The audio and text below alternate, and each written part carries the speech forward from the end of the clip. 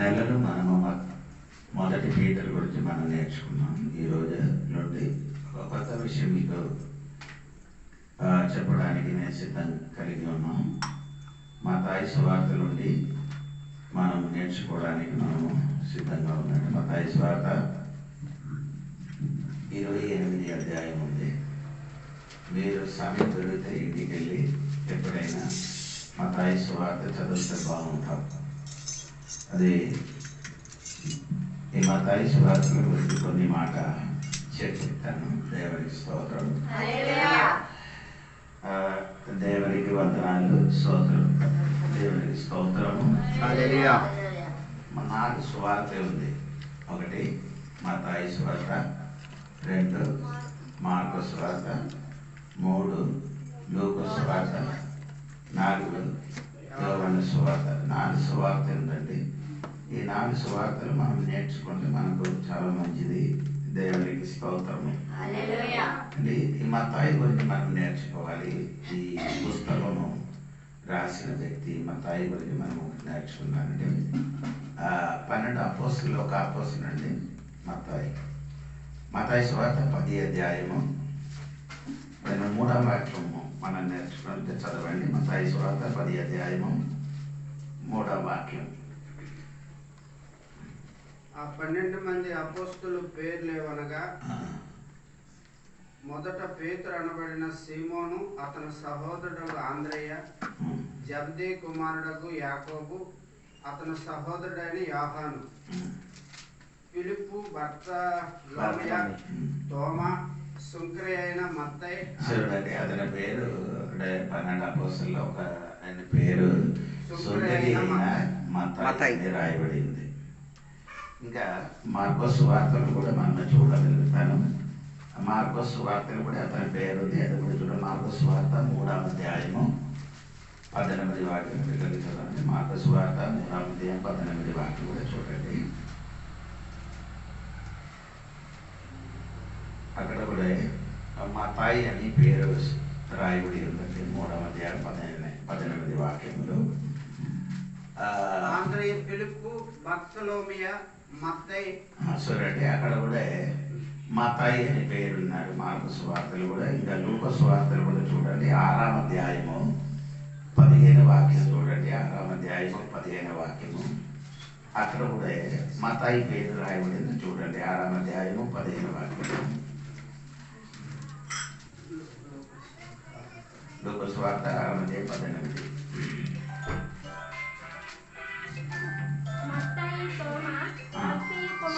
అక్కడ మత్తయి గురించి అక్కడ కూడా రాయబడి ఉంది. 4 అపోస్తల కార్యము 1 అధ్యాయం 13వ వాక్యం కూడా చదివినప్పుడు అక్కడ కూడా మత్తయి అనే పేరు రాయబడి ఉంది. దేవునికి స్తోత్రం. ఎందుకంటే నేను ఈ 4 పుస్తకములు ఉన్న వాక్యం మీకు చదివించి వినిపించాను. ఎందుకంటే ఈ మత్తయి గురించి మీరు చూడాలి. ఏంటంటే దేవునికి స్తోత్రం, దేవునికి స్తోత్రము.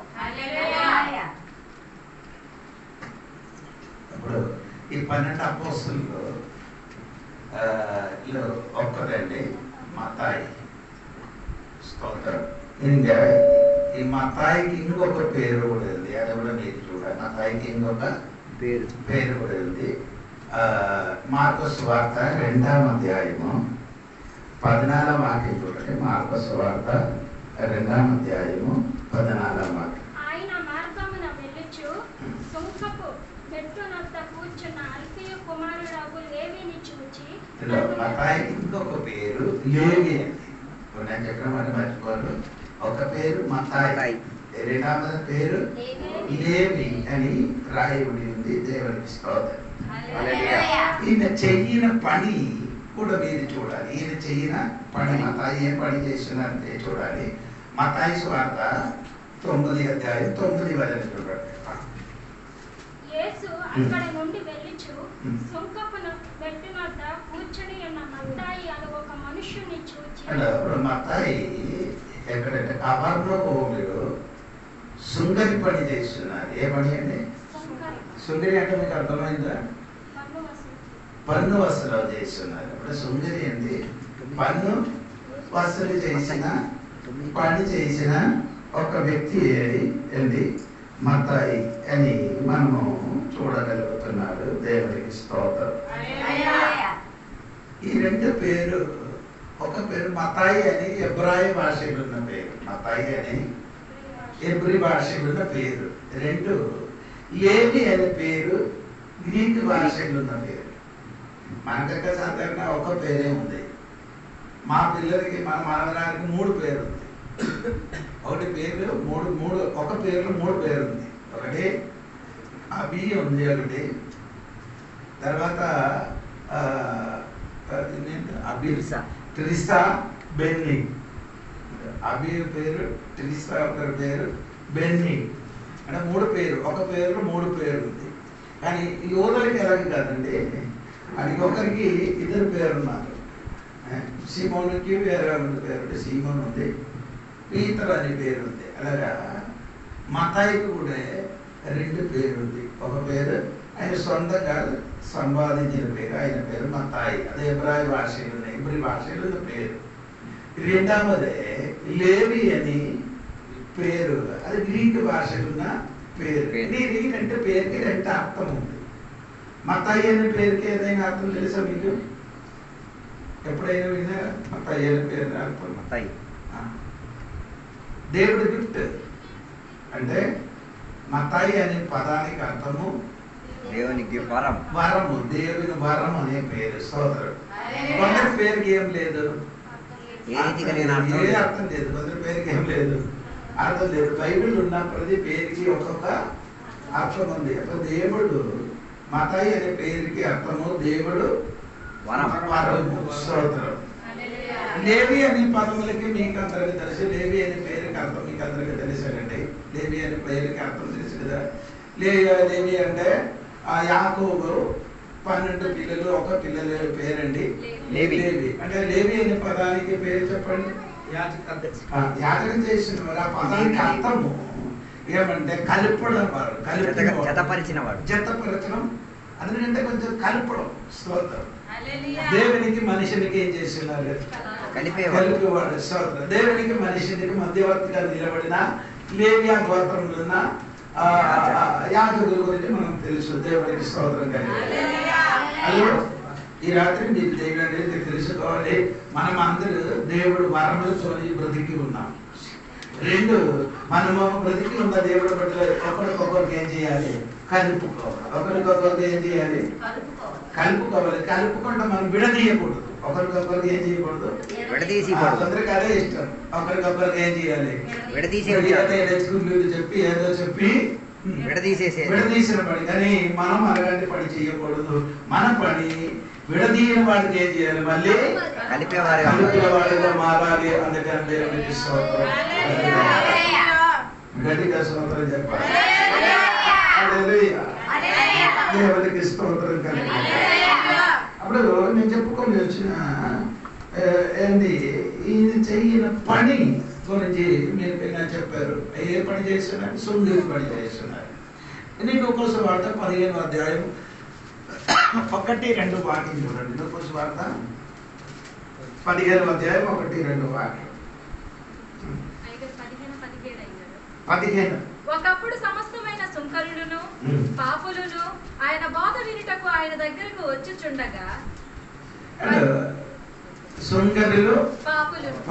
అంటే సుంకరి అనే పదము మీరు మర్చిపోకూడదండి. దేవుడి దగ్గరికి సుంకరి వచ్చారు, పాపులు వచ్చినట్టుగా వాక్యం వినడానికి వాళ్ళు వచ్చేదంతగా బైబిల్ రాయబడింది.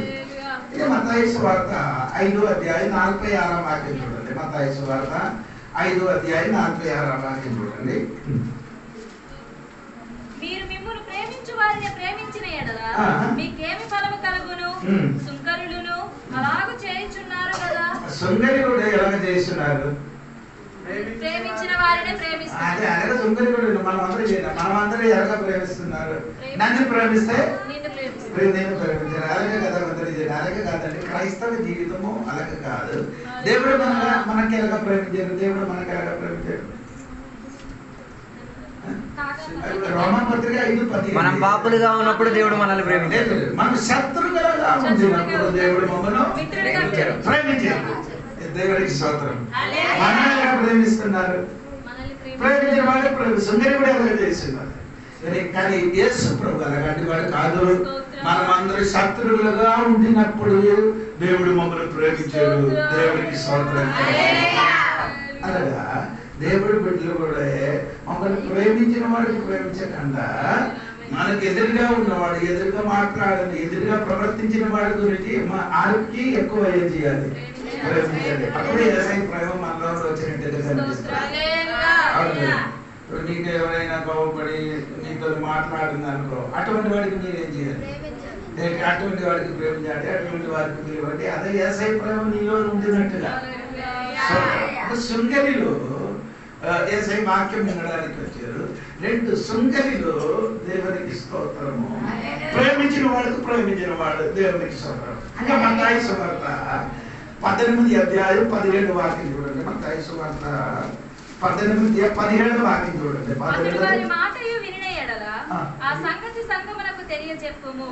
అతడు సంగపు మాటయు వినని ఎడల అతనిని నీకు అన్యునిగాను సుంకరిగాను ఎంచుకొనుము. ఈ సంగతి ఎందుకు రాయాలంటే మీకు తెలుసు కదా. ఈ సంగతి ఎందుకు తెలియజేయాలంటే కొన్ని 15 నుండి చదవండి. 15 నుండి చదివితే మీకు మరియు నీ సహోదరుడు నీ ఎడల తప్పిదము చేసిన ఎడల నీవు పోయి నీవును అతడును ఒంటరిగా ఉన్నప్పుడు అతనిని గద్దించుము. అతడు నీ మాట వినిన ఎడల నీ సహోదరుని సంపాదించుకొంటివి. అతడు వినని ఎడల 2-3 సాక్షుల నోట ప్రతి మాట స్థిరపరచబడినట్లు నీవు ఒకరినిద్దరిని వెంట పెట్టుకొని అతని యొద్దకు పొమ్ము. అతడు వారి మాటయు వినని ఎడలగా ఆ సంగతియు సంగమునకు తెలియజెప్పుము. అతడు సంగపు మాటయు వినని ఎడల అతనిని నీకు అన్యునిగాను సుంకరిగాను ఎంచుకొనుము. ఈ సంగతి మీరు బాగా తెలిసారు. సంఘంలో ఒక ప్రాబ్లం ఉంటే ఏమనాలి? ప్రాబ్లం ఉన్న వ్యక్తి ఎవరైతే సంఘ కాపాలి, లేకపోతే సంఘంలో ఎవరితో ప్రాబ్లం ఉంటే వారు ఏం చేయాలి? ప్రాబ్లం ఉన్న వాళ్ళ దగ్గరికి ఏం చేయాలి? ఫస్ట్ మాట్లాడాలి. అడిగితే ఏం చేయాలి? మాట్లాడాలి. ఏం మాట్లాడాలి? తమ్ముడు లేకపోతే చెల్లి నానేదో నీతోనే మాట్లాడారు, అది క్షమించమని చెప్పుతున్నప్పుడు ఆ సహోదరి కానీ నేను నీ మాట ఏం చేయను, వినడు అని చెప్తే నీ ఇంకా మళ్ళీ ఇద్దరికి తీసుకొని వెళ్ళాలి. ఇద్దరికి ఏం చేయాలి? ఫస్ట్ నీ ఏం చేయాలి? ఒంటరిగా వెళ్ళాలి. రెండవది 2-3 తీసుకొని వెళ్ళాలి. 2-3 వెళ్ళి మాట్లాడినప్పుడు ఆ వ్యక్తి ఏం చేస్తున్నారు? 2-3 మాట కూడా వినలేకపోతున్నారు. మూడవది సంఘములకు తెలియవలసి, సంఘం నుంచి కొందరు వెళ్ళి ఆ సహోదరి కానీ సహోదరులతో ఏం చేయాలి? మాట్లాడాలి. అప్పుడు ఆ సహోదరి కానీ సహోదరుని కానీ వినకపోతే వారి నేను ఎలాగా ఉండాలి? నేను కాదు, సుందరిగాను అన్యులుగాను ఉన్నారట. దేవుడికి స్తోత్రం. మన మాట ఎలాగా చెయ్యలేదు. నీకు అంతే అర్థం అవ్వాలి. దేవుడికి స్తోత్రం. ఒకరిగా చెల్లాలి, ఆ తర్వాత 2-3 చెల్లాలి. మూడవది ఏం చేయాలి? సంఘం అనేది మాట్లాడాలి. సంఘం కూడా మాట వినలేకపోతే ఆడికి నీకేం సంబంధం లేదు. ఆడి దేవుడి దృష్టి నుంచి నీ దూరంగా అయిపోయారు. వేరే చర్చికి వెళ్ళొచ్చు కానీ ఆ విశ్వాసి సంఘానికి అన్యులు కానీ సుందరి కానీ ఉంటాం. స్తోత్రం. పరిగెట్టి ఎక్కడికి వెళ్ళొచ్చండి. ఏదైతే సాక్షికి వెళ్తున్నారు. ఇక్కడ రాజరాజు వేరే చర్చికి వెళ్ళిపోతే పాస్టర్ గారు వెళ్ళారు, కొందరు వెళ్ళారు, మాట వినలేదు అనుకో. ఆ వ్యక్తి ఎలా ఉంది? అన్యులు కాదు. కానీ ఆ సంఘంలో వెళ్ళినప్పుడు చెప్తున్నాడు తమ్ముడు అంటే పిలుస్తున్నారు. కానీ దేవుడి దృష్టిలో అన్యులు కానీ సుందరి కానీ ఉన్నట్టుగా బైబిల్ రాయబడిన సంఘపడ్డా. దేవుడికి స్తోత్రం. దేవుడికి స్తోత్రం. అనుకున్నారు వేరే సంఘంలోకి వెళ్ళిపోతే ప్రోడు లేదు, దేవుడు నా మాట వింటున్నారు, మానవి వింటున్నారు, నేను సంఘంలో సభ్యులుగా అక్కడ ఉన్నారండి. కానీ అక్కడ నీ ఉన్నారు కానీ ఇక్కడ నీ ఏం చేయలే. ఈ సంఘంతో నీకున్న సంబంధం కదా. ప్రోబ్లో నీ ఏం చేయలేదు.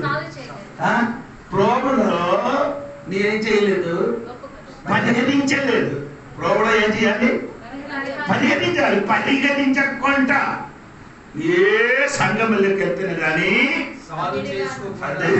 దేవుడు వాక్యాడు సొంగని అన్యులుగా ఉండినట్టుగా బైబిల్ చెప్తున్నా చెప్పిన కాదు. ఇది యేసు ప్రభు స్వయంగా చెప్పిన మాట. ఇది దేవునికి స్తోత్రం.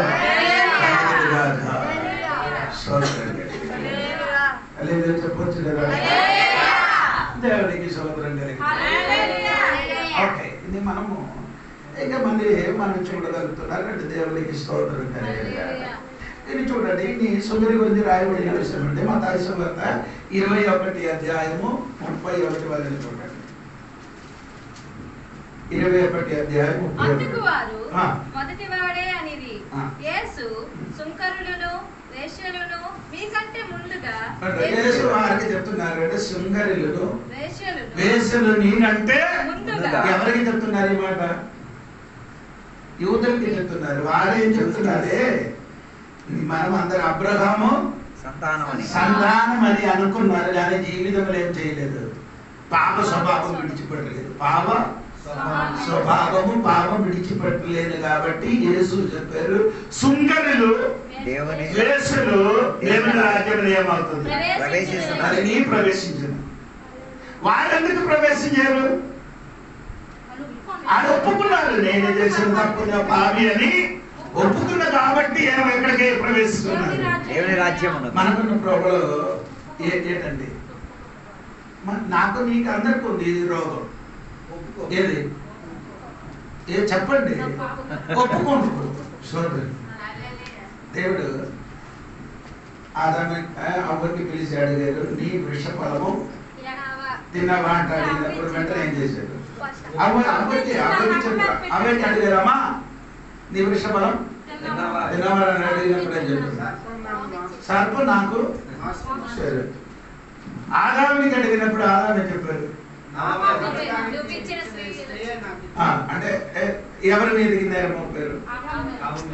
దేవుడి మీద. నువ్వు ఇచ్చిన దేవుడి మీద. అవ్వ ఎవరి మీదకి? సర్పం మీద. ఆదాము ఎవరి మీదకి? దేవుడి మీద. దేవుడు పాపకు పిలిచాడు కదా, నైనా నేరంట అడిగినప్పుడు ఏం చేశారు? ఆరోపగలరు. వీడిద్దరి కంటే పశ్చాత్తాపం లేదు, కాస్త అడిగిన దానికి జవాబు చెప్తుంది. కదిలిపోతుంది. అది పాముకి పశ్చాత్తాపం అని లేదు, అడిగిన దానికి జవాబు పశ్చాత్తాపం దేవునికి స్తోత్రం. ఈ నేరం మోపులది అడగండి. అంటే మీరు అడగండి, సౌలుకి పిలిచి అడగండి, ఈ మేకలకి తర్వాత ఈ ఎద్దులకి ఎందుకని తీసుకొని వచ్చాడని అడిగితే ఆడేం చెప్తుంది? ఇది దేవుని బలి కోసం తీసుకొని బలి అర్పణ కోసం తీసుకొచ్చి. నేను ఇప్పుడు చెప్పినాను, మొదటి సమయం 15వ అధ్యాయం మీ ఇంటికి చదవాలి. అన్ని చదివితే మీ ఇంటికి సమయం లేదు. అప్పుడు ఆడేం చెప్పారు? యాగర్పణ కోసం తెచ్చినవని. అంటే దేవుడు ఏం చెప్పారు? సమయంలో చెప్పారు, అమాలికున్న ఏదైనా వస్తు పిల్లలు కానీ పశువులు కానీ మొత్తం ఏం చేయాలి? చంపేయాలండి. మంచిది తీసుకొని శ్వేత మీద చూసుకొని ఇంటిని పెట్టారు. పెట్టినప్పుడు ఎవరు వచ్చారు? సమూయేలు వచ్చినప్పుడు సౌలు ఇంటి నుండి ఏ స్వరం వచ్చింది? పశువుల మేకల శబ్దం వినిపిస్తుంది. అప్పుడు సమూయేలు అడిగి ఈ సౌండ్ ఎక్కడి నుంచి వచ్చారు? ఈ సౌండ్ అనేది సమూయేలుకి తెలిసిపోయింది, ఇది దేవునికి స్తోత్రం. ఇది ఎక్కడి నుంచి వచ్చింది? అమాలేకుల దగ్గర నుంచి తీసుకొచ్చిన. ఈ ఎర్ర సముద్రం దాటి వచ్చిన పశువులు ఏడుపుని కొంచెం తేడా ఉంది. అర్థం అయితే లేదండి. ఎర్ర సముద్రం దాటి వచ్చిన అనంత దేశంలోని ప్రజలు వచ్చినప్పుడు కానీ ఒట్టి చేత వచ్చారని అనుకున్నారా? పశువులు మేకలు అన్ని తీసుకొని వచ్చారు. ఆ మేకలకి ఏముంది? శబ్దం వేరేగా ఉంటది, ఒక వేరే శబ్దం ఉంది. కానీ అమాలేకుల మేకలకి వేరే శబ్దం ఉంది. అర్థం కాలేదు వాళ్ళకి. ఎర్ర సముద్రం దాటుకొచ్చిన పశువులు ఉన్నాయి కదా, ఐగుప్త దేశం నుంచి దాటుకొచ్చిన వాటి శబ్దము, అదే రీతిగా పరాయి దేశంలో ఉన్న పశువులకు ఉన్న శబ్దం వేరేగా ఉంటది. రక్షణ పొందిన దేవుడు ఉంటుంది శబ్దము, రక్షణ పొందలేని వాడి శబ్దం తేడా ఉంది. అదే నేను చెప్తున్నాను. అప్పుడు ఆయన చెప్పారంటే అడిగితే ఇదెందుకు నేను తీసుకొని వచ్చాను? దేవుడి కొరకే. అది చెప్పాలి కదా, నేను చెప్పిన మాట ఇది తెచ్చి వచ్చారని చెప్పాలి కదా. ఆడు నేరం ఎవరి మీదకి వచ్చారు? దేవుడి మీదకి. ఇది పెద్ద యాజకుడు. ఇశ్రాయేలు ప్రజలు మొదటి యాజకుడు ఎవరండి? ఆరోన్ ఇచ్చిన మోసే ఎక్కడికి వెళ్ళారు? కొండ మీదకి పైకి వెళ్ళి 4 రోజులు దేవుడితో కూర్చి ఎక్కడ ప్రార్థన చేసినప్పుడు 2 పలకలు తీసుకోవడానికి అక్కడికి వెళ్ళారు. వెళ్ళి పలకలు పట్టుకొని కిందకి దిగి వచ్చినప్పుడు లోయలో ఏం జరుగుతున్నది? అల్లరితో పాట ఆట పాట అన్ని చేసినాడు. స్తోత్రం. అప్పుడు మోసే చేశారు. ఆ చేతులు ఉన్న 2 పాట నేల మీద పట్టారు. ఎందుకు పగలు పట్టారు? మొదటి ఆజ్ఞ ఏంటండి? అయ్యో, నీవు తప్ప నీకు వేరే దేవుడు ఉండకూడదు. నీ తప్ప వేరే దేవుడు. మొదటి పలకలు అదే వేసాడు. ఇశ్రాయేలు కొరకు వేరే దేవత ఉంది. ఇప్పుడు ఏది పలకలో రాసింది నీవు తప్ప వేరే దేవుడు ఉండకూడదు. పలక పదలు కొట్టారు. అప్పుడు ఈయనకి వేరే దేవత ఉంది. ఐగుప్త దేశం నుంచి మమ్మల్ని రప్పించిన ఎవరండి? ఈ దూడే ఈ దూడే దేవుడే. ఏది? ఐగుప్త దేశం నుంచి మమ్మల్ని తోడుకొచ్చినది రప్పించిన ఈ దూడ అండి. ఆడే నడవలేదు. ఈయనకి ఎలాగ నడిపిస్తానండి? అప్పుడు మోసే వచ్చాడు. గారిని ఇది చేశారు అని చెప్పినప్పుడు ఏం చెప్పారు? ఈ ప్రజలు వచ్చారట. ప్రజలు వచ్చి దేవతకి అడిగిన కాబట్టి నేను చేశాను. ఇక్కడ బాబు నీ చేశారని అడిగితే నీ ఏం చెప్పాలి? అయ్యో, నా తప్పు చేశారని చెప్పాలి. తప్పు ఎప్పుడు కూడా మనుషుడు ఏం చేయాలి? ఒప్పుకోవాలి. దేవుని బిడ్డలకి ఒక్క విషయం నేను చెప్తానండి. తప్పు అయిపోతే ఏం చెప్పాలి? అది సరి అయిన దేవుని బిడ్డ, సరి అయిన ఆత్మీయుడు. సోదరుడు, ఈ తప్పుకొని మాట్లాడిన వాడు సరి అయిన వాడు కాదు. ఆడు జీవితం మొత్తం ఎలాగా కప్పుకొని అంటే దావీదు దగ్గరికి వెళ్ళింది. దావీదు దగ్గరికి వచ్చి ఆ ప్రవక్త వచ్చి ఒక కథ చెప్పినప్పుడు ఆ మనుషుడు నువ్వే చెప్పినప్పుడు దావీదు ఏం చేశాడు? ఒప్పుకున్నా కాబట్టి దేవునికి స్తోత్రం కలిగింది. ఆ ఒప్పుకున్నా కాబట్టి దావీదు గురించి దేవుడు ఏం చెప్పారు నీకు తెలుసా? దావీదు సింహాసనం ఈయనకి యేసయ్యకి ఇస్తామని చెప్పారు. దేవునికి స్తోత్రం. అంత గొప్ప స్థాయిలోకి ఆయనకి మారడానికి ఉన్న కారణం ఆయన చేసిన పాపం. ఆమె చెప్పండి, మనం ఏదైనా చేసిన పాపము ఒప్పుకుంటే అది మనము ఒప్పుకుంటున్నప్పుడు మనం అనుకున్నారు ఒప్పుకుంటే మనం అందరి మధ్యలో ఏమవుతున్నారు? కింద పరిచి అవమానపరిచి ఉన్నారని అనుకున్నారు. కానీ దేవుడి సమక్షంలో నువ్వే మంచి నిర్ణయం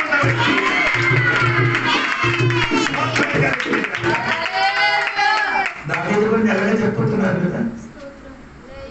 దావీదు ఎటువంటి వాడంటే హృదయానుసారమైన మనుషుడు. దేవుడికి స్తోత్రం. పాపం అందరిలో రావచ్చు, కానీ చేసిన పాపం ఏం చేయాలి? ఒప్పుకోవాలి. తప్పుకుంటే ఒప్పుకోవాలి. ఇది సామెతల పుస్తకం ఒక మాట ఉంది కదా, మీకు అందరికీ కంఠస్వరం ఉన్నారు. పాపం పాపం పాపం పాపం ఒప్పుకున్నవాడు, అతిక్రమ దాచిపెట్టేవాడు అది ఒప్పుకొని విడిచిపెట్టేవాడు ఏమవుతున్నాడు? చెప్పాలి, చేసినది నీ ఒప్పుకో. అప్పుడు నీ జీవితం ఏమవుతుంది తండ్రి? తల్లి వార్తింపబడుతుంది. దేవునికి స్తోత్రం. హల్లెలూయా. ఇప్పుడు పడితే కొందరు కదా అర్థం అవ్వలేదు. దేవునికి స్తోత్రం కలిగి అలాగే వెళ్ళిపోతున్నారు. అదే దేవుని బిడ్డలా దేవునికి స్తోత్రం కలిగి చెప్పిన మాట శృంగరి వలన ఉంటున్నాను అని యేసు ప్రభు చెప్పారు. స్తోత్రం. ఇంకా శృంగరి గురించి బైబిల్ చెప్పిన మాట మీరు వినండి. దేవునికి స్తోత్రం. లూకా సువార్త 18వ అధ్యాయం 12వ వాక్యం చూడండి. లూకా సువార్త 18వ అధ్యాయం 12వ వాక్యం చూడండి. ప్రార్థనకి వెళ్ళిన ఒక విషయం. వారమునకు 2 మారులు ఉపవాసము చేయుచు నా సంపాదన అంతటిలో 10వ వంతు చెల్లించుచున్నానని తనలో తాను ప్రార్థించుచుండెను. అయితే సుంకరి దూరముగా నిలుచుండి ఆకాశము వైపు కన్నులెత్తుటకైనను ధైర్యము చాలక రొమ్ము కొట్టుకొనుచు, దేవా పాపినైన నన్ను కరుణించుమని పలికెను. శృంగరి చేసిన ప్రార్థన చూడండి. ఇద్దరు ప్రార్థనకి వెళ్ళారు. ఎవరండి? ఒకటి పరీక్షలు, సుంగరి. పరీక్షలు ఏం చెప్పారు? వారానికి వారానికి 2 మార్లు ఉపవాసం ఒకటి నా సంపాదన అంతట్లో 10వ వంతు చెల్లించడం. రెండు కార్యం ఉందా? 3 ఏడు చర్చికి వెళ్ళిన వాడు. ఈ సంవత్సరం వల్ల ముందుగా ఈయన 3వది చర్చికి వెళ్ళిన వాడు. 4 ప్రార్థన చేసిన వాడు. 4 ప్రార్థన చేసిన వాడే. స్తోత్రం కలిగి. ఎవరు? కానీ సుంగరి ఏది ఇవ్వలే, చర్చికి వెళ్ళలే, ఉపవాసం లేదు, ప్రార్థన లేదు. అని ఇప్పుడు వస్తున్నారు దేవునికి స్తోత్రం. అది ప్రార్థన ఏంటంటే ఎక్కడికి చూడలేదు, అక్కడికి చూడకుండా ఎక్కడ చూశారు? కిందకి చూశారంటే తన తాను చూస్తున్నారు. ఏంటి? తనలోనికి చూసినప్పుడు మొత్తం చెప్పారు. అది తనలోనికి చూసినప్పుడు మొత్తం వస్తుంది. పాపి అని స్తోత్రం. ఇప్పుడు నేను స్తోత్రం, ఇప్పుడు నేనేం చేస్తున్నానంటే రోజుకి చూస్తుంటే రోజేలో ఉన్న తప్పే తెలిసిపోతుంది.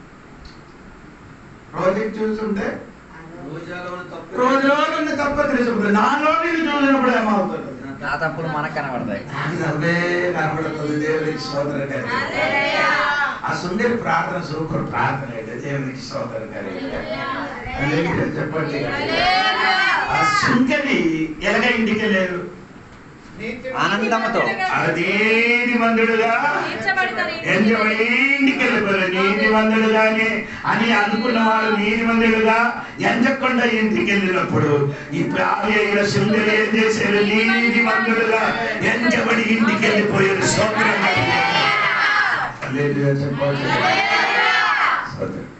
ఇది సుందరి గురించి లోకోసు వార్తలే కదండి.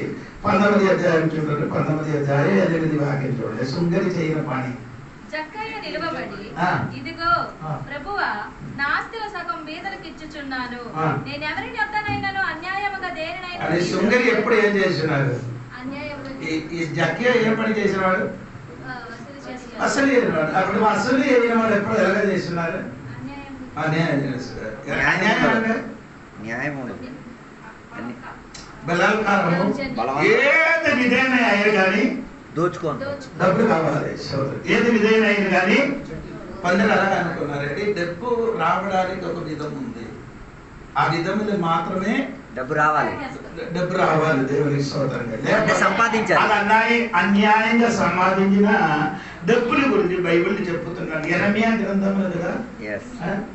యెరెమీయా గ్రంథము 17:13 ఒకసారి చూడండి. 11 కదా. 11 17 11. ఇది ఈ వాక్యం అన్ని అండర్లైన్ చెయ్యండి. ఒక గద వేసాను. న్యాయ విరోధంగా ఆస్తి సంపాదించుకున్నవాడు పెట్టని గుడ్లు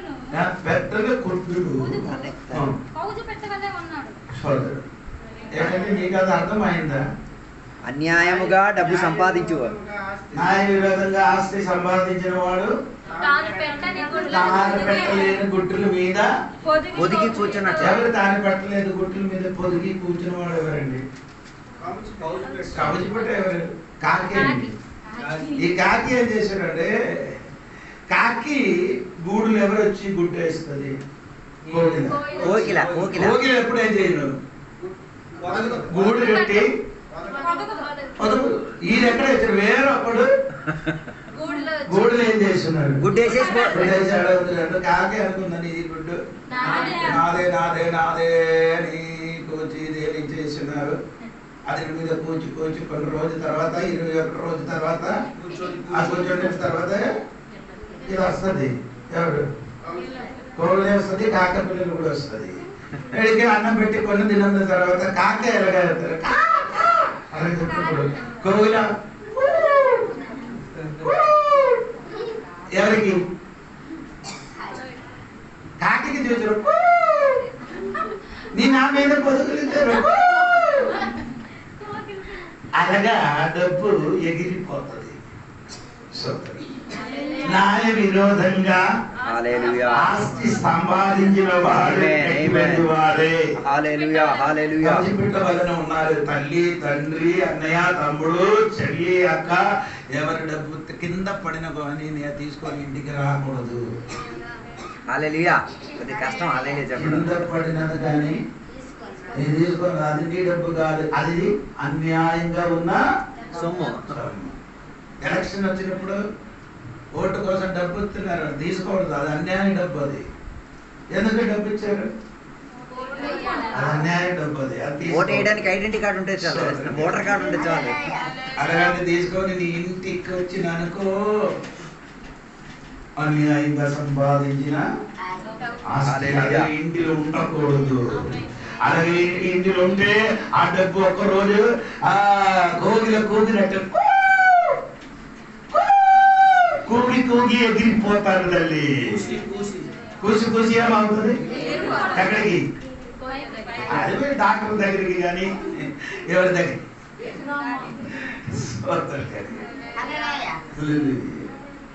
దేవునికి స్తోత్రం, దేవునికి స్తోత్రం.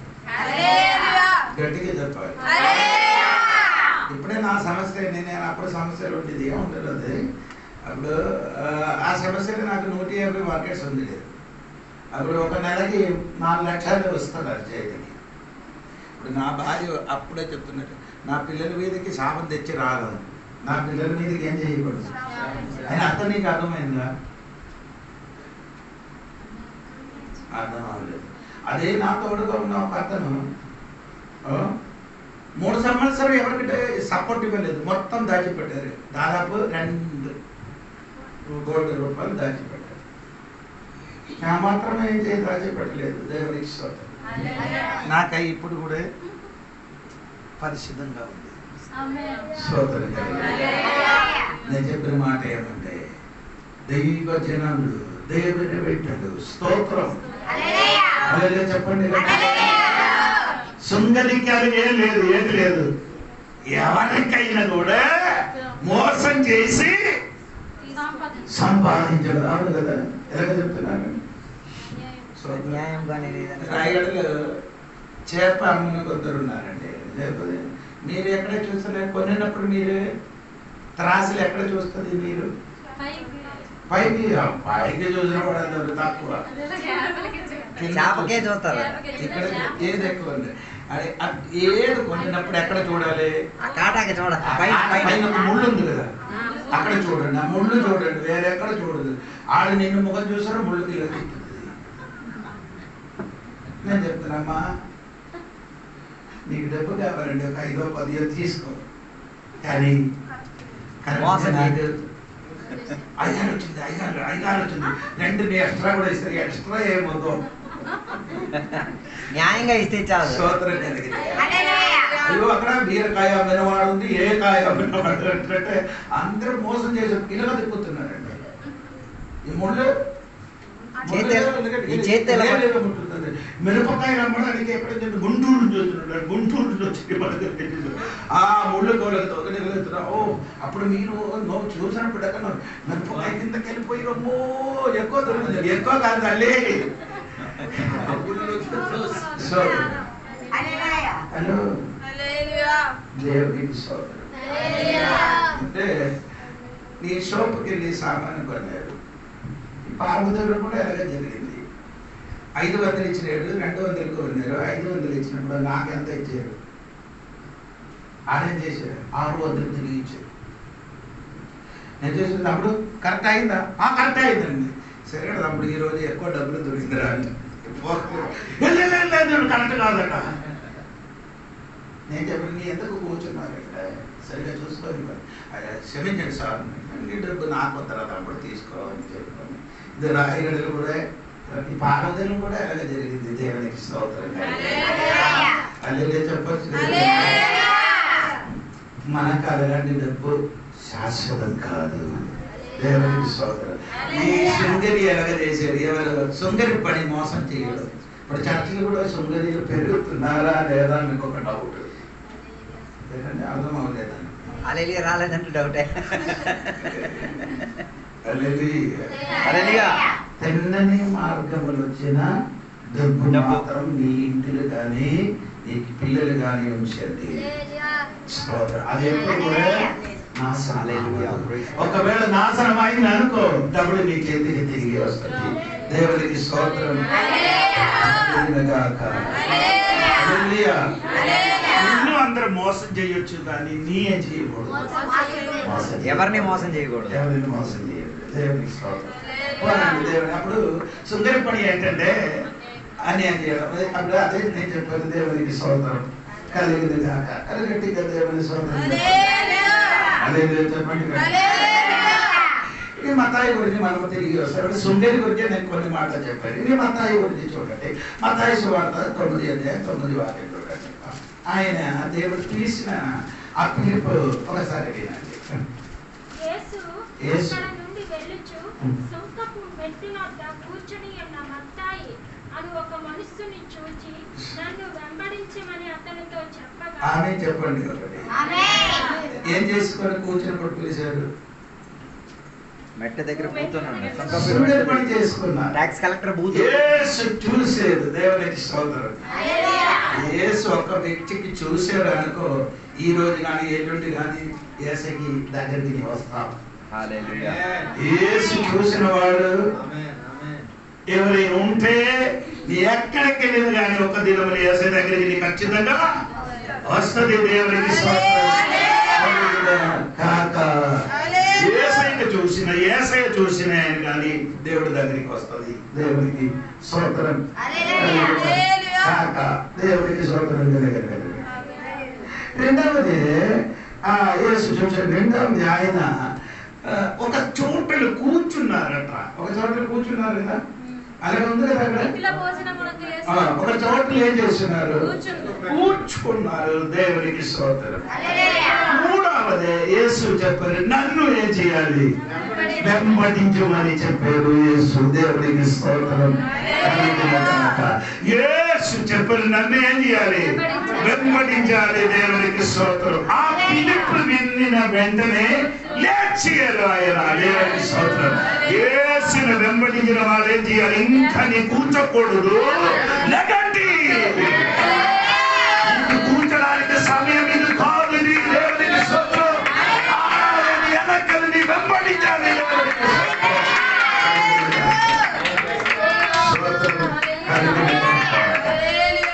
వెంబడించి ఏం చేశాడు? అనుగమించాడు. ఆయనకి ఏం చేశాడు?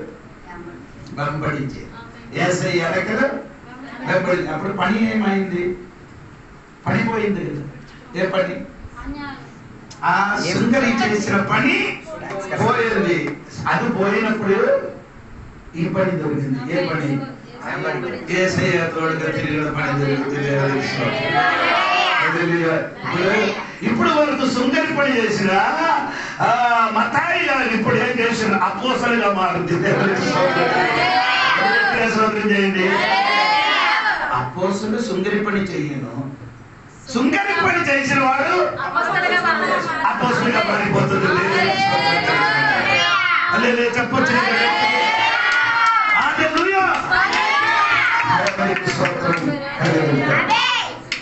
యేసును వెంబడించిన వెంటనే ఈ మత్తాయి చేసిన పని మీరు చూడాలి. 10, 11, 12 9 అధ్యాయం 10, 11, 12. కూర్చుండి ఉండగా ఇదిగో సుంకరులను పాపులను అనేకులు వచ్చి ఆయన యొద్దను ఆయన శిష్యుల యొద్దను కూర్చుండిరి. పరిసయ్యులు అది చూచి మీ బోధకుడు సుంకరులతోనూ పాపులతోనూ కలిసి ఎందుకు భోజనం చేయుచున్నాడని ఆయన శిష్యులను అడిగిరి. సుందరి మారు మనసు ఉంది. యేసయ్య వెంబడించిన వెంటనే చేసిన పని ఏంటి? ఇంటిలో ఒక బిందు సిద్ధపరిచేది. దీని ముందుకు ఆ సుంగిరి ఇంటికి ఎవరు వచ్చినవాడు? డబ్బు పన్ను కట్టిన వాడు వచ్చినవాడు, మోసం చేసిన వాడు వచ్చినవాడు. దేవునికి స్తోత్రం. ఇప్పుడు యేసయ్యకి తెలిసిన తర్వాత ఆ ఇంటి యేసయ్య కోసము తెరవబడింది. తెరవబడిన పావిలు వచ్చింది. తర్వాత సుంగిరి వచ్చింది. తర్వాత ఇంకెవరు వచ్చాడు? అనేకులు వచ్చారు. ఇంకా పరీక్షలు కూడా వచ్చారు. మారు మనసు పొందడానికి కొందరు వచ్చారు, మారు మనసు పొందడానికి ఇష్టం లేదు వాళ్ళు కూడా ఆ విధిలోకి వచ్చారు. దేవుడికి స్తోత్రం, దేవుడికి స్తోత్రం. అది గట్టిగా దేవుడికి స్తోత్రం, స్తోత్రం. సూపర్ అంటే కదా. మారు మనసు పొందిన తర్వాత ఇంట్లోకి ఒక భోజనం పెట్టి అందరికి పిలిచి సంతోషించడం మంచిది కదా. దేవుడికి స్తోత్రం. అర్థమవుతుంది. తప్పిపోయిన ఆ మేకలకి తిరిగి పొందినప్పుడు ఆయన ఏం చేశారు? ఊరు వాళ్ళకి అందరికీ పిలిచి, ఈ ఊరు వాళ్ళకి అందరికి పిలిచి ఏం చేశారు? ఆయన కూడా సంతోషించారు, విందు చేసుకొని సంతోషించారు. అక్కడ 3 విధములున్న సంతోషం ఉంది. కొన్ని ఆధారం మీరేంటి తెలియదు అది అది ఏది? ఆ 100 మేకలు కొని 3 విధముల సంతోషం ఉంది. ఇంటికి చూడండి. స్తోత్రం. అదే చెప్పండి గట్టిగా. దేవునికి స్తోత్రం. యేసయ్య ఇంటికి వచ్చినప్పుడు అందరూ సంతోషం. జక్కే గారు యేసయ్యకి పిలిచినప్పుడు ఏమైందండి? ఇంటికి ఏమైంది? సంతోషం వచ్చింది. దేవునికి స్తోత్రం. ఆ ఇంటికి ఎంతవరకు రక్షణ లేదు. ఇప్పుడు యేసయ్య వచ్చినప్పుడు ఆ ఇంటికి ఏమైంది? రక్షణ వచ్చింది. దేవునికి స్తోత్రం.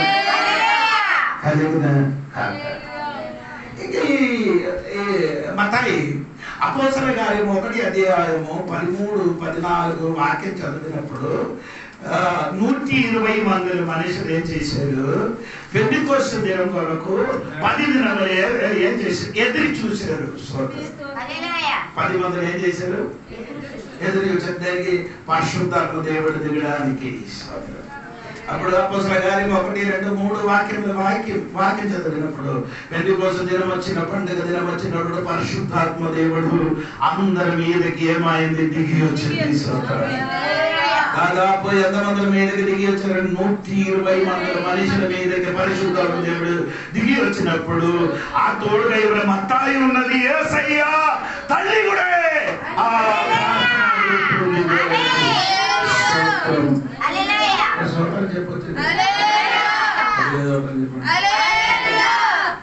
పరిశుద్ధాత్మ అక్కడ మెసేజ్ ఉందండి.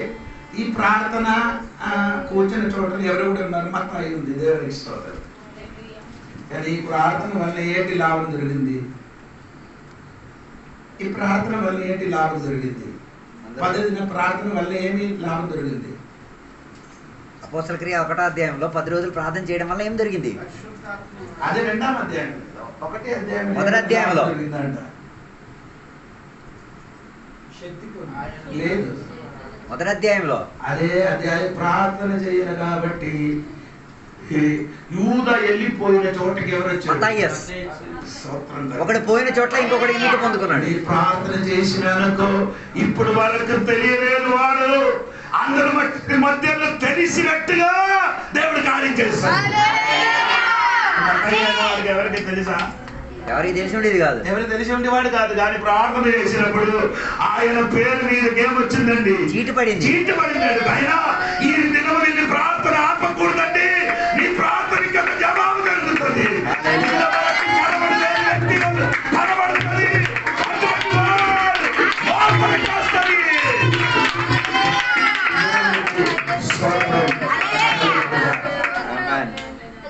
అర్థమైన వాడు మాత్రం స్తోత్రం కలిగిన దేవునికి స్తోత్రం.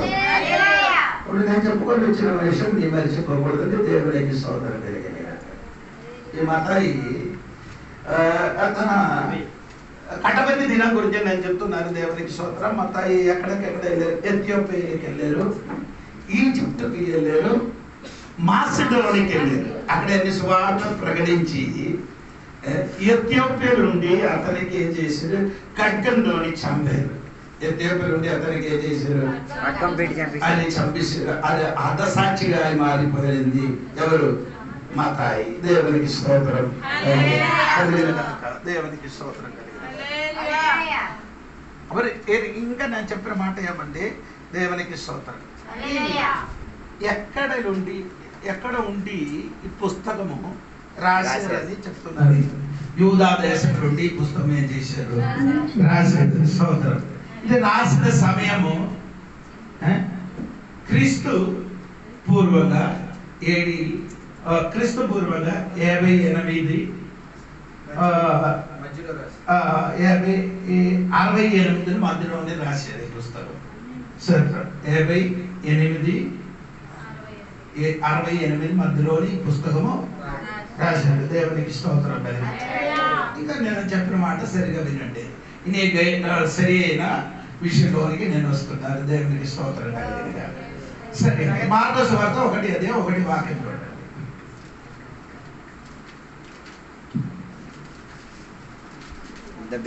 దేవుని కుమారుడైన యేసు క్రీస్తు సువార్త ప్రారంభము. సరే అండి, యేసు క్రీస్తు సువార్త ప్రారంభం. అప్పుడు మతాయి, మార్కొసు, లూకోసు, ఇది 4 సువార్త. 4 సువార్త. యేసయ్య సువార్త గురించి దేవునికి స్తోత్రం కలిగిన. ఈ 4 సువార్త 4 విధములు ఉన్న విషయం మనకు తెలియవచ్చు. ఈ 4 సువార్త 4 విధములు ఉన్న విషయం మనకి తెలియవచ్చున్నది. చూడండి, నిర్గమకాండము 27వ అధ్యాయం 13, 14, 16 వరకు చదవండి. నేను కూడా చూస్తాను. నిర్గమకాండ 27 అధ్యాయము 13 నుండి 16 వరకు చదవండి. తూర్పు వైపున అనగా ఉదయ దిక్కున ఆవరణపు వెడల్పు 50 మూరలు, ఒక ప్రక్కను 15 మూరల యవనికలు ఉండవలెను. వాటి స్తంభములు 3, వాటి దిమ్మలు 3, రెండో ప్రక్కన 15 దూమరుగా యవనికలు ఉండవలెను. వాటి స్తంభములు 3, వాటి దిమ్మలను 3. ఆవరణపు ద్వారమునకు నీల ధూమ్ర రక్తవర్ణములు గల 20 మూరల తెర ఉండవలెను. అది పెరిన సన్ననారతో చిత్రకారుని పనిగా ఉండవలెను. వాటి స్తంభములు 4, వాటి దిమ్మలు 4. చూడండి, ఆ తెర గురించి ఎక్కడ రాయి ఉండేది అది కదా. ఈ గూడారం లోపలికి ప్రవేశించడానికి ఒక ద్వారం ఉంది. ఆ ద్వారములు, ఆ గేట్ లేకపోతే ద్వారములు ఒక తెర ఉంది. ఒక కర్టన్ లేకపోతే ఒక తెర. తెర అని చెప్పిన మీకు అర్థమవుతుంది. కర్టన్ వేసి ఉన్నారు కదా ఫ్రెండ్ మన ఇంటిలో. అలాంటి ఆ కర్టన్కి ఏంటంటే 4 కళలు ఉంది. ఎన్ని కళలు ఉందండి? 4 కళలు. ఆ కళలు ఒకసారి కూడా మీరు అందరు తెలిసినట్టుగా చదవండి. 16వ వాక్యం చూడండి. ఆవరణపు ద్వారమునకు నీల ధూమ్ర నీల ధూమ్ర రక్త వర్ణములు గల 20 మూరల తెర ఉండవలెను. 4 కళలున్న తెర, కళలున్న రంగుతో తయారు చేసిన తెర. దేవునికి స్తోత్రం. ఎన్ని కళలు ఉందండి? 4 కళలు. దేవునికి స్తోత్రం. ఒకసారి కూడా చదవడమ్మా 16వ వాక్యం. ఆవరణపు ద్వారమునకు నీల ధూమ్ర, ఒకటి ధూమర, నీల ధూమర రక్త ఉందండి. ధూమర ఆ తెరని ధూమర కలర్ ఉన్నది. దేవునికి స్తోత్రం. అది రాజులు ధరించిన వస్త్రములు ఉన్నది. అలాంటి కలర్ అండి. దేవునికి స్తోత్రం. అది ఎవరికి చూపిస్తానంటే మతాయి సువార్తకి చూపిస్తున్నారు. ఏది కలర్? ధూమర. ఆ ధూమర కలర్ ఎవరికంటే యేసుక్రీస్తు రాజులుగా ఉండినట్టుగా తెలియపరుచున్నారు. దేవునికి మెల్లమెల్ల చెప్తున్నారండి. ధూమర కలర్ యేసుక్రీస్తుకి రాజులుగా ఉండినట్టుగా తెలియపరుచున్నారు. దేవునికి స్తోత్రం. మత్తాయి సువార్త 2వ అధ్యాయంలో ఉంది. దేవునికి స్తోత్రం కలిగిన గాక. ఇంకా రెండవదే మీరు చూడండి 16వ వాక్యంలో 4 కళలు చూడండి.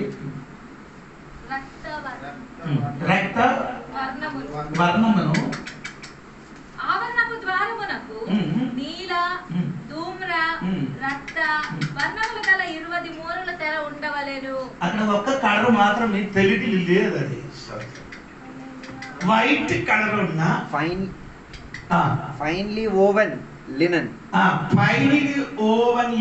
Finely woven embroidered linen, white colour తెల్లని కలర్ లో ఉన్న లినన్ అని చెప్పినది మనము పొలంలో వేసిన ఇది ఉంది కదా, పత్తి.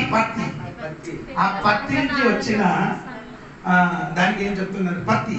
స్తోత్రం. అదే కలర్ కాటన్ అని చెప్తున్నారు. దేవునికి స్తోత్రం. రెండవది కలర్ వైట్ కలర్ ఉన్న కాటన్. ఇది తెలుగులో అది లేదు, 3 కలర్ మాత్రమే ఉన్నది వస్తున్నారు. ఇంగ్లీష్ లో అదే 4 కలర్ వైట్ కలర్ ఉన్నది. దేవునికి స్తోత్రం. అది మన యేసుక్రీస్తు మార్కు సువార్తకి తెలియపరుచున్నారు. ఎవరికి తెలియపరుచున్నారండి?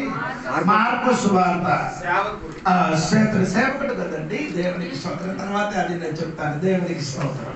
అది యేసుక్రీస్తుకి పరిశుద్ధుడని తెలియపరుచున్నారు. యేసుక్రీస్తుకి ఎవరండి? పరిశుద్ధుడు. దేవునికి స్తోత్రం కలిగిన గాక. మూడవత కలరు ఏమండి? దేవునికి స్తోత్రం. ఇక్కడ రాయబడినది ఎర్రన్న కలరు. దేవునికి స్తోత్రం. రక్త వర్ణ కలరు. అది ఎవరికి తెలుసంటే యేసుక్రీస్తు గురించి లూకా సువార్తకి తెలియవలసింది. ఎవరి గురించి అండి? లూకా సువార్త యేసుక్రీస్తు మనుష్య కుమారుడని, మనుష్య కుమారుడికి విమోచన, మనుషునికి విమోచన కలిగిన యేసయ్యకి తెలియవలచున్నారు. అంటే రక్త కలవదులు ఉన్న కాబట్టి ఆ రక్తము మనుషునికి విమోచనము కలుగజేయిన యేసయ్యకి తెలియపరుచున్నారు. దేవునికి స్తోత్రం. 4వది కలర్ ఏంటి? నీల కలర్. అదేనండి యోహాను సువార్తకి తెలియపరుచున్నారు. దేవునికి స్తోత్రం కలిగింది గాక. హల్లెలూయా చెప్పొచ్చు. దేవునికి స్తోత్రం. ఇంకా ఈ 4 సువార్తలు, ఇంకా 4 విషయాలు కూడా ఉంది. అది కూడా చెప్పి నేను మాట ముగిస్తున్నారని అనుకున్నారు. దేవునికి స్తోత్రం కలిగిన గాక. చూడండి, ఎసెకియల్ గ్రంథము 1 అధ్యాయము 10 వచనము, 10 అధ్యాయము 14వ వాక్యం చూడండి.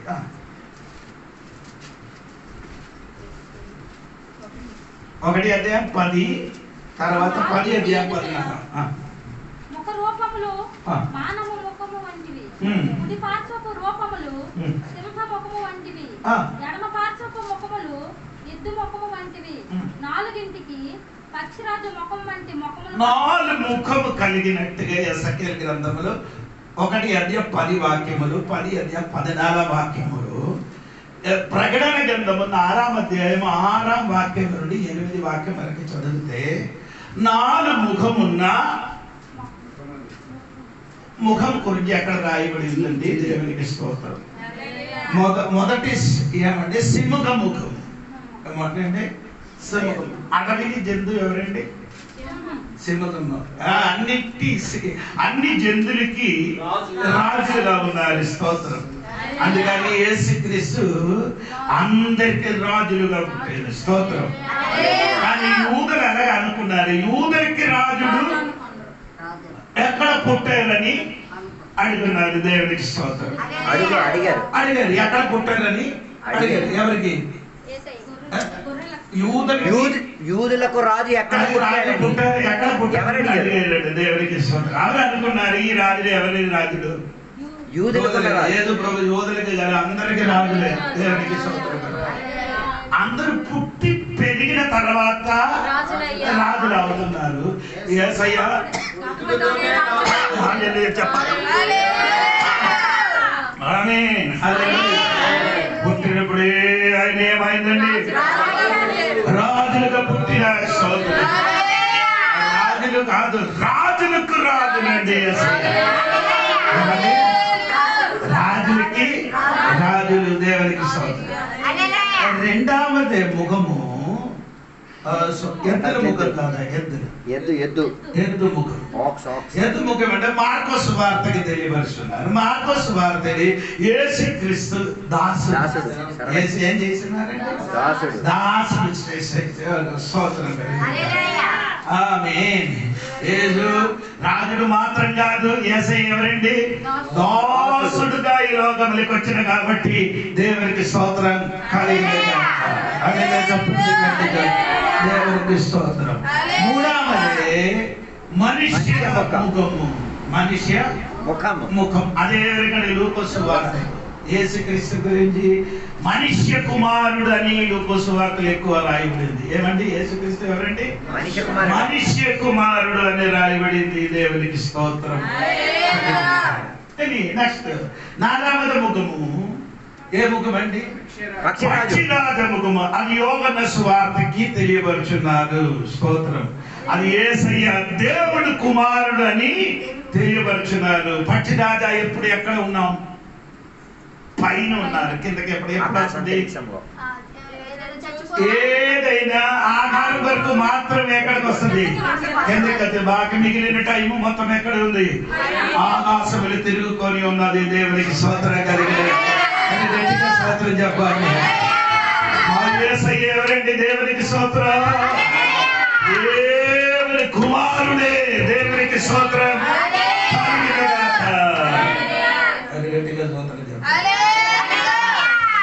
స్తోత్రం ఇని ఇంకా మీరు చూడవలసిన ఉండదు. ఏమంటే దేవునికి స్తోత్రం కలిగినగా. ఇది ఇంకా మీరు చూడండి, ప్రకటన గ్రంథంలోకి రండి. 4వ అధ్యాయం 6 నుండి 8 వరకు చదవాలి. ప్రకటన గ్రంథము 4వ అధ్యాయం 6, 7, 8, 3 వాక్యం.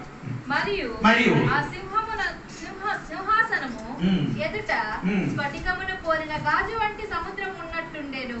ఆ సింహాసనమునకు మధ్యను సింహాసనము చుట్టూను ముందు వెనుక కన్నులతో నిండిన 4 జీవులు ఉండెను.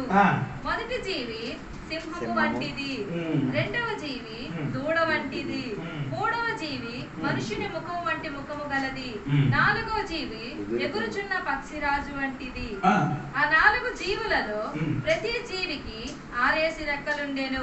అవి చుట్టూను రెక్కల లోపటను కన్నులతో నిండి ఉన్నవి. అవి భూత వర్తమాన భవిష్యత్ కాలములలో ఉండు సర్వాధికారియు దేవుడు నాకు ప్రభువు పరిశుద్ధుడు పరిశుద్ధుడు పరిశుద్ధుడు అని మానక రాత్రింపగలు చెప్పుచుండే. ఈ 4 జీవులు ఏం చేస్తున్నారు? 6 రెక్కలు ఉందంట. 4 జీవికి ఏముంది? 4. అదే యెషయా గ్రంథంలో చదివినప్పుడు మీకు అర్థం. 2 రెక్కలతోని పాదం కప్పుకొని, 2 రెక్కలతోని ముఖం కప్పుకొని, 2 రెక్కలతోని ఏం చేస్తున్నారు? ఎగురుతూ పరిశుద్ధుడు. ఎందుకు ఎగురుతున్నారు?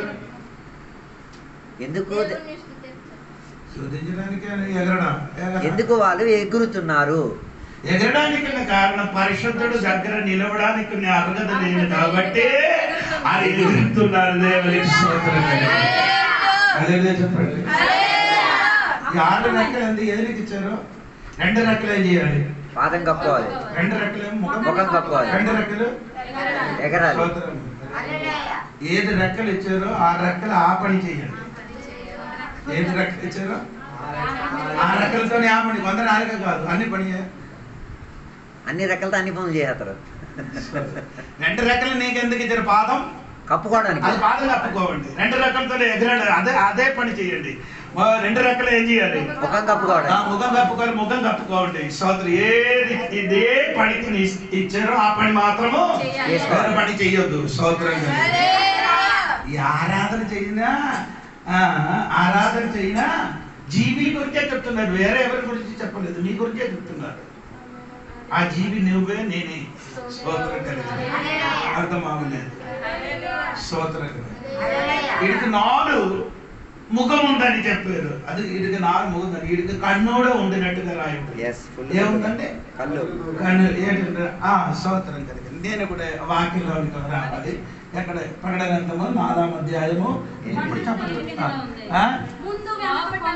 చూడమ్మా, ఎక్కడైతే ఈ జీవులకి ఉన్న కన్ను మీరు చూడండి. ముందు వెనక్కల ముందు కన్ను ఉంది. కొందరికి ఏమండి? వెనక్కల కన్ను ఉంది ఒకటి. స్తోత్రం కలిగింది. అదండి వెనక్కల కన్ను. వీళ్ళకి వెనక్కల కన్ను ఉండినట్టుగా మనకు కూడా వెనకలు ఏముండాలి? కన్ను ఉంది. మీరగా అనుకున్నాను. వెనక్కి చూడండి. మీ జీవితం ఎలాగా పాత కాలంలోకి ఒకసారి ఏం చేయాలి? తేరి చూడండి. తేరి చూడండి. ఏ స్థితి నుండి ఇక్కడికి నీవు వచ్చావో, ఎలాంటి స్థితి ఉంది దేవుడు తెచ్చింది చర్చి లోపలికి తీసుకొని వచ్చిందో అది ఒక్కసారి నీ ఏం చేయాలి? చూడాలి. చేరి చూడు, వెనక్కి చూడు. అప్పుడు దావీదు చెప్పినట్టుగా మనం చెప్తుంది. కీర్తనము 40 కీర్తన 2వ అధ్యాయం లేదు. దేనికి? కీర్తనాలకి అధ్యాయం అని చెప్పకూడదు, కీర్తనం అని చెప్పాలి. స్తోత్రం. కొందరు ఏం చెప్తున్నారు? 40 అధ్యాయం అని అలాగే చెప్పకూడదు. స్తోత్రం. ఓన్లీ కీర్తనము 42వ వాక్యం చూడండి. నీ ఎక్కడి నుంచి వచ్చారని ఒకసారి. ఎక్కడి నుంచి వచ్చారమ్మా? జిగటగల. సూపర్ స్టోట్ నుంచి. జిగటగల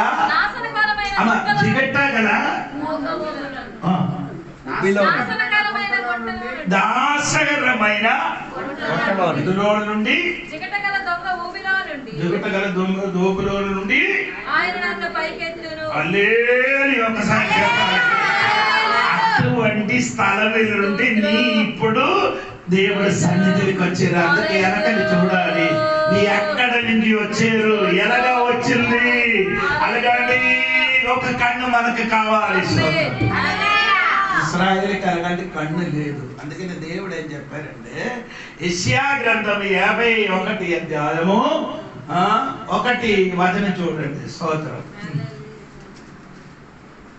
నీతిని అనుసరించుచు యెహోవాను వెతుకుచునుండు వారలారా నా మాట వినుడి. నా మాట వినుడి. నా మాట వినుడి అని 3 విషయం కోసం ఈ అధ్యాయంలో రాయబడింది. ఏంటండి? ఒకటి మనం ఇప్పుడు 2 4వ వాక్యం. నా ప్రజలారా నా మాట ఆలకించుడి. నా ప్రజలారా నా మాట ఆలకించుడి. 7వ వాక్యం. నీతిని అనుసరించు వారులారా నా మాట వినుడి. ఈ 3 మాట 3 అర్థములు ఉంది. అది నేను చెప్పడానికి సమయం తీసుకోలేదు. దేవునికి స్తోత్రం కలిగిన మొదటి మాత్రం నా మాట ఆలకించింది అని 2వ వాక్యం చదువుతున్నారు. 51 2వ వాక్యం చూడండి. నీ తండ్రి అయిన అబ్రహాము సంగతి ఆలోచించుడి. మిమ్మును కనిన సారాను ఆలోచించుడి. అతడు ఒంటరిగా ఉండగా నేను అతని పిలిచితిని. ఆయనకి పిలిచితిని. అతనిని ఆశీర్వదించి అతనిని పెక్కుమంది అగునట్లు చేసితిని. స్తోత్రం. యెహోవా సియోనును ఆదరించుచున్నాడు. తల్లికి ఆ పదములకు కొంచెం తేడా వచ్చిందండి. దేవునికి స్తోత్రం కలిగి. ఆయనకి ఎక్కడ చదివిన ఒక బంటలో నుండి మీరు ఏ బంట నుండి చెక్కబడి అదే చదవాలి. మీరు మృంగారు కదా. స్తోత్రం. 7 బంటలో నుండి చెక్కబడితేరో అని ఆ బండకి ఒకసారి చూడుమని దేవుడు చెబుతున్నారు. దేవుని స్తోత్రం. అబ్రహాముని పిలుపుని ఒక్కసారి నీ ఏం చేయాలి? పిలవాలి. పిలిచిన పిలుపు ఒక్కసారి నీ ఏం చేయాలి? ఆలోచించాలి. అదే విధంగా ఈ రాత్రి దేవుడి సంఘమా వెనకలున్న కన్నుతో నీ ఆలోచించారు. ఒక కాలంలో తిండికి నీకు లేని టైము, ఒక కాలం ధరించడానికి వస్త్రం లేని కాలంలో, ఒక కాలంలో ఎన్నో కిలోమీటర్లు నడిచిన వాళ్ళకు, ఒక కాలంలో ఇల్లు లేనట్టుగా ఏడిసిన దినము, ఇప్పుడు అన్ని నీకు దొరికినప్పుడు తిరిగి చూడాలి. ఈ స్థాయిలో దేవుడు నన్ను ఏం చేశాడు?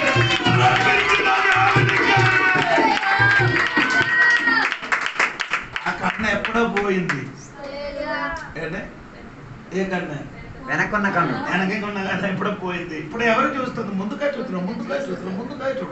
మర్చిపోతాం. వచ్చిన త్రోవ ఏం చేయకూడదు, మర్చిపోకూడదు. ఇస్రాయేలుకి దేవుడు వారం అది చెప్పింది. అయినా నీ వచ్చిన మార్గం ఏం చేయకూడదు. ఇప్పుడు నీ మంచి బట్టలు, మంచి డ్రెస్, మంచి ఇంట్లో అన్ని కూర్చున్నది. నేను వెనకాల ఎవరు కారణబోధుడు అందరికి ఇప్పుడు కూడా నీకు జ్ఞాపకం లేదు. నాకు తెలుసు. మా ఇంట్లో అన్నీ ఉంటున్నప్పుడు ఇంటి నుంచి విడిచిపెట్టి నేను వెళ్ళిపోయాను వేరొక ఊరికి. స్తోత్రం.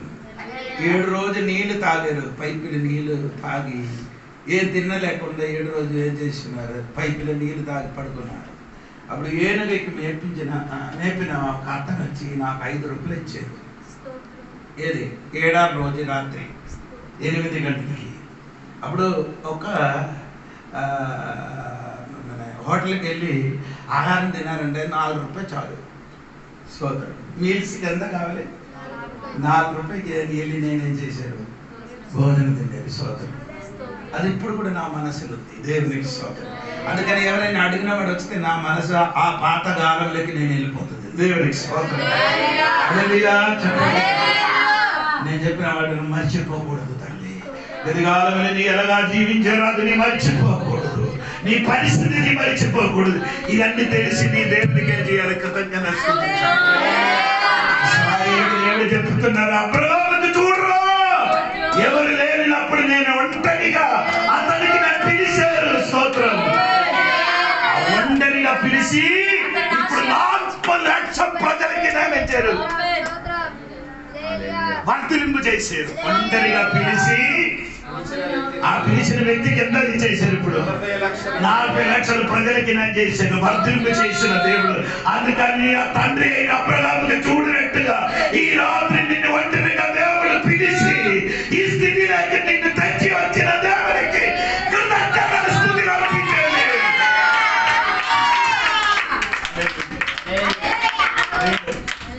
దేవునికి స్తోత్రం. రెండవదే కన్ను ఎక్కడ ఉందంటే దేవునికి స్తోత్రం. 8 వాక్యం లోపలికి.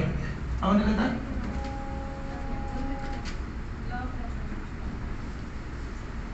వాక్యం 8 వాక్యం అండి. 4 జీవులలో ప్రతి జీవికి 6 రెక్కలుండెను. అవి చుట్టూను రెక్కల లోపటను కన్నులతో నిండి ఉండెను. స్తోత్రం కలుగును గాక. లోపల కన్ను ఉండట. ఏంటంటే లోపటకు కన్ను. అర్థమవులే సమయం. లోపలికి ఏముందండి? అందరికి ఎక్కడ లేదు. ఎనకెందుకు కన్ను ఉంది? లేదు. లోపల కన్ను లేదు. లోపలికి కన్ను లేదు. దేవునికి స్తోత్రం. ఏంటి లోపలికి కన్ను అంటే? ఆయన అర్థం ఏంటి లోపలికి కన్ను? దేవునికి స్తోత్రం. యెషయా గారికి చూడండి. దేవునికి స్తోత్రం. యెషయా గ్రంథం 6:5. యెషయా లోపలికి చూసినప్పుడు ఎలాగ చెప్పారు? అయ్యో అపవిత్రములు కలిగిన పెదవులు గలవాడు. లోపలికి చూడండి. నీ జీవితం నీ తెలుసు. దేవునికి స్తోత్రం. వెనక్కి మాత్రం చూస్తే చాలదు, లోపలికి ఈ జీవికి కన్ను ఉండేటట్టుగా విశ్వాసికి లోపలికి ఏముండాలి? కన్ను ఉండాలి. అప్పుడు లోపల ఉన్న సంగతిలలో తెలిసిపోతుంది. దేవునికి స్తోత్రం. యెషయా అప్పటి వరకు చింతించిన నా సూపర్ మ్యాన్ అంట. నా బట్టి వారు ఎవరు లేదనుకున్నారు, కానీ ఎప్పుడు లోపలికి చూసిందో అప్పుడే చెప్పారు చెందిన కలిగిన వాడని ఆయన చెప్పింది. మీరు యోబు గ్రంథంలో చూడండి. 42వ అధ్యాయం 5-6 వాక్యములో చూసినప్పుడు అక్కడ రాయబడిన యోబు గ్రంథంలో 42:5-6 వాక్యములు చెప్పిన మాట ఏమంటే, దేవుని గురించి ఒక మాట మాత్రం నేను వింటిని. ఇప్పుడు నేనేం చేశాను? చూసినప్పుడు ఏం చెప్పారమ్మా? అయ్యో వాక్యం నన్ను నేనేం చేశాను? అసహించుకుంటున్నాను. ఎంతగా అసహించాను? యోబు గ్రంథం 1:1 కంఠస్థం చెప్పండి. ఊసు దేశం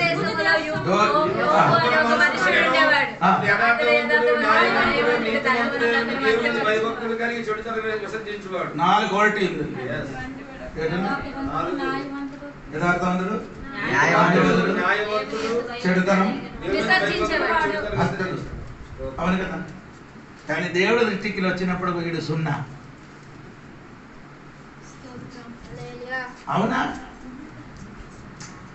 అరమాకి ఒకసారి కూడా చదవండి. దేవుడు నన్ను దాన్ని అసహించుకొని ధూళిలోని బూడిదలోని పడి పశ్చాత్తాపపడుచున్నాను. అయ్యో ఎంత కోటి ఉన్నవాడు దేవునికి చూసినప్పుడు ఏందమ్మా? తనలోనికి చూసిన దేవునికి చూసినప్పుడు తనలోనికి చూసినప్పుడు ఆడేం చేస్తున్నారు? బూడిదలు ఉంటే ఏం చేస్తున్నారు? పశ్చాత్తాపడుతున్నారట.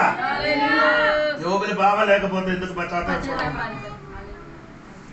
కొందరు చెప్పండి, యోగులు ఏం బాగోలేదు, బైబిల్ చదవలేదు, అందుకే నా అర్థం అవ్వలేదు. యోగులు బాగుంది, అది మన మనసులో కనబడాలి. 27 యోగ గ్రంథం 27 అధ్యాయం నువ్వు ఇంటికి వెళ్ళి చదవాలి. నేను అని పదము 27 సార్లు రాయబడింది. నేను అంటే ఎవరు తెలియలేని పాపం. నేను అన్న భావన, అహంకారం, గర్వం. దేవునికి స్తోత్రం. ఇది యోగులు ఉండిన కాబట్టి నా మాట ముగిస్తున్నారు. దేవుడికి స్తోత్రం కలిగిన కాక. హల్లెలూయా. యోగు లోపలికి చూస్తున్నారా నువ్వు? నేను అప్పుడప్పుడు చుట్టూ చూస్తుంది. అలాంటి ఈడు మంచి కాడు, ఈడు మంచి, ఈడు కాడు, ఆడు కాడు అనుకోదు కదా. ఆడ మంచి కాడు, ఈడు మంచి. అడా నిన్నే చూడరా నైనా, నిన్నే చూడరా. నేనే తనతో ఏం చేయాలి? అది చూడరు. మనమంది చేసిన ఈ 2 కన్నుతోని అందరికి చూస్తుంది. అవును కదా. కొందరు ఎందుకు చర్చకు రావట్లేదు? ఆడు బాగోలేదు, వీడు బాగోలేదు. నీ బాగుందా? నిన్ను చూడరా, అది చూడరు. బట్టలు పెట్టుకోడు. అవును కదా. బైబిల్లో ఎక్కడ ఉండదు కదా. 2 రాజ్యాల పుస్తకం 15వ అధ్యాయంలో ఒకడు ఉన్నారు. ఆయన ధనవంతుడు, సైన్యాధిపతి, ఆడు యుద్ధం గెలిచిన వాడు. అదో నయమాన బట్టలు అన్ని వేసుకున్న సూపర్. 4 కోట్లు అక్కడ విస్తరించడానికి సమయం లేదు. సమయం పోయింది కనుక వచ్చిన వారం వాకి చెప్తాను. స్తోత్రం కలిగిన కానీ బట్టలు పెప్పొద్దు. బట్టలు ఇప్పితే లోన కుష్టం తెలిసిపోద్ది. అందరి సమక్షంలో మీరు మంచివాడాలి కనుక దేవుడి దగ్గరికి వచ్చినప్పుడు నీ తను ఒకసారి చూడండి. ఇతర గారికి చేపలు అన్ని దొరికినప్పుడు యేసయ్య మంచి దేవుడు అంట. అయ్యో లూకా సువార్త 5వ అధ్యాయం 8వ వచనం చూడండి. లూకా సువార్త 5వ అధ్యాయం 8వ వచనం చూడండి ఒకసారి. త్వరగా చదవండి, త్వరగా సమయం పోతున్నారు. నేను చదవలే కదా, నేను చెప్తాను. నేను నేర్చుకో. అయ్యో యేసు మోకాలు ఎదుట సాగిలపడి, ప్రభువా నన్ను విడిచిపోము, నేను పాపాత్ముడని చెప్పాను. అమ్మ నాయన దేవునికి స్తోత్రం. ఆశీర్వాదం పొందినప్పుడు అది చెప్పలే. ఏది? ప్రభువా నన్ను విడిచిపోము. 2 ఓడ నింపి చేపలు దొరికినప్పుడు దేవా నన్ను విడిచిపెట్టి వెళ్ళిపోమని అని చెప్పలేదు. స్తోత్రం. ఎప్పుడు దేవుడి దగ్గరికి వచ్చి మాట్లాడడం ప్రారంభించినప్పుడు పీతర్ గారు చెప్పారు, నేను పాపాత్ముడైన మనుషుడు నన్ను విడిచి వెళ్ళిపో. అదే దేవుడు బిడ్డల ఇది సరి అయిన రీతిగా దేవుడి దగ్గరికి వచ్చినారనుకో, మనతోని మమ్మల్ని చూస్తుంది. దేవునికి అందుకని పౌలు గారు ఒక ప్రార్థన ఎపిసి పత్రిక 1:17 వాక్యంలో ఉంది. నీ మనోనేత్రం ఏం చేయాలి? వెలిగింపబడి. మనోనేత్రం ఎక్కడ ఉంది? మనోనేత్రం అది ఎక్కడ ఉంది? మనోనేత్రం లోపల. కొందరికి లోపల చూడాల కన్ను ఎప్పుడో పోయింది. అలాంటి సామగ్రి లేదు. ఏంటండి ఈ సోప్ అంటే ఒక కథ ఉంది. ఈ సోప్ కథ అది ఇంగ్లీష్లో ఉంది, తెలుగులో ఉందా లేదు? తెలుగులో నీకు తెలియదు. తెనాలి రామన్ ఒక కథ ఉంది. అది మీరు చదవలేదు. ఆ పుస్తకం నా చేతిలో లేదండి. ఏ కదండి? తెనాలి రాముడు రామకృష్ణుడు అని ఎంత ఉంది. తెనాలి రాముడు అని ఆ కథ ఉంది. ఆ కథకే చదవండి, మంచి అర్థం ఉంటుంది. ఆ మీకు విన్నాడు సినిమా సీరియల్ పవన్ కళ్యాణ్ దగ్గర కావాలి. పోనండి. ఇప్పుడు ఒక మనిషిలో పుట్టినప్పుడు 2 సంచి ఉందట. ఫ్రంట్లో ఒక సంచి, వెనకలో ఒక సంచి. ఫ్రంట్లో సంచిలో ఏమంటుంటే ఊరు వాడందరూ తప్పులు అక్కడే వేస్తుంది. ఊరు వాళ్ళందరూ మొదలవుతుంది. వీడు తప్పు మాత్రం అటు. అందుకే ఆయన నడిచి వెళ్ళినప్పుడు ఫుల్గా ఎరగెళ్తున్నాడు. నేను పరిశుద్ధులని, ఒకడు వచ్చేప్పుడు రా బాబు, ముందుకున్న సంచి వెనక్కి పెట్టి వెనకకున్న సంచి ముందుకు పెట్టరా అంట. అలాగ పెట్టినప్పుడు మళ్ళీ నోరు తెరవలేదు. మళ్ళీ ఏం చేయలేదు. ఎందుకు? కనబడుతున్నాయి. ఎవరి గురించి చెప్పడానికి వీలు లేదు. దేవునికి స్తోత్రం. హలో, ఈ రంగబిడ్డలు అందరూ నేరం మోపున వాడు. అందరూ ఒకడొకడు ఆడు మంచివాడు, ఈడు మంచివాడు, ఆడువాడు మంచివాడు కాదని చెప్పుకొని తిరుగుతున్నారు కదా. నువ్వే మంచివాడు కాదు. మన దృష్టికి నీ మంచివాడుగా కనిపిస్తున్నారే, కానీ దేవుడి దగ్గరికి నీ వచ్చినప్పుడు తనతో చూస్తుంది. దేవునికి స్తోత్రం. ఈ జీవికి, నాలి జీవికి లోపల లేకుంది కన్ను. కానీ ఈ జీవికి మాత్రం కన్ను లేదు. ఏ జీవి? ఈ జీవి. ఈ జీవి మానవ జీవి. స్తోత్రం. నీ చెప్పిన అర్థమైందా లేదా? నాకు స్పందించలేదు దేవునికి స్తోత్రం. వాసన వస్తుంది. హల్లెలూయా. మనకు ఆ రోగం ఉన్నా కాబట్టి మీరు స్పందించలేదు. దేది హల్లెలూయా. తప్పు లేని వాడు ఎవరైనా ఉన్నారా? అందరూ ఆడికి ఎవరు చెప్పారు? అందరూ తప్పు చేశారు. లేదు, తప్పు లేని వాడు ఉన్నారు. యేసయ్య. ఏ? ఎవరు లేకపోతే మనకి ఎక్కడ ఆమె నమ్మిన యేసుకి తప్పు తప్పు లేదు. లేని వాడు ఒక్కడు మాత్రం ఉన్నాడు. అదేంటి? ఆయన పాపం ఎరగలే, పాపం చెయ్యలేదు, ఆయనను పాపం లేదు. 3 కాలములు ఆయనకి ఏం లేదు. లేదు, పాపం ఎరగలేదంటే పుట్టిన మునుపు ఆయన ఏం చేయలేదు, పాపమే చేయలేదు. పాపం ఎరగలేదు. ఇప్పుడు ఈ లోకంలో సంచరించినప్పుడు ఏం లేదు, ఆయన పాపము చెయ్యలేదు. ఇంకా వచ్చినప్పుడు ఆయన లేమి లేదు, పాపం లేదు. స్తోత్రం. ఈ 3 కాలములు పాపం లేని ఒక్క వ్యక్తి యేసయ్య తప్ప వేరే ఎవరు కూడా లోకంలో లేదు.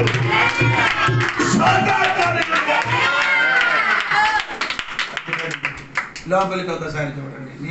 నీ గురించి ఎక్కువ, నీ గురించి, నీ అమ్మ గురించి, నాన్న గురించి చెప్పినప్పుడు ఆడికి తిరిగి చెప్పు. ఒకసారి అమ్మ నీలోనికి ఒకసారి చూడమని చెప్పండి. మళ్ళీ ఏం చేయదు, నూరు తర్వాత దేవునికి స్తోత్రం కలిగింది. హల్లెలూయా చెప్పండి. వెనకలి కన్ను ఉండాలి, ఇంకా 2 కన్ను కూడా ఉంటుంది. నాకు చెప్తాను వచ్చిన వారు. దేవునికి హల్లెలూయా చెప్పండి. ఈ ఆరాధన చెయ్యినా ఆ జీవులకి 4 కంట్లు, 4 రెక్కలుంది, 4 జీవి ఉంది, 4 ముఖం ఉంది, 4 కన్ను ఉంది. స్తోత్రం కలిగింది. ఇలా బైబిల్ నేర్చుకుంటే సూపర్ అవుతుంది. దేవునికి స్తోత్రం. హల్లెలూయా. 4 జీవులకి స్తోత్రం. అందుకని సంఘమా మనకు మనోనేత్రం ఉండాలి. మనోనేత్రం వెలిగింపబడలేకపోతే ఏమవుతుంది తల్లి? చివరి మాట చెప్పండి. మనోనేత్రం వెలిగింపబడలేకపోతే ఏమవుతుంది? బండి ఎక్కడ వరకు అయింది? మనోనేత్రం వెలిగింపబడలేకపోతే, మనోనేత్రం వెలిగింపబడలేకపోతే ఏమవుతుంది? మనోనేత్రం వెలగకపోతే ఏమవుద్ది?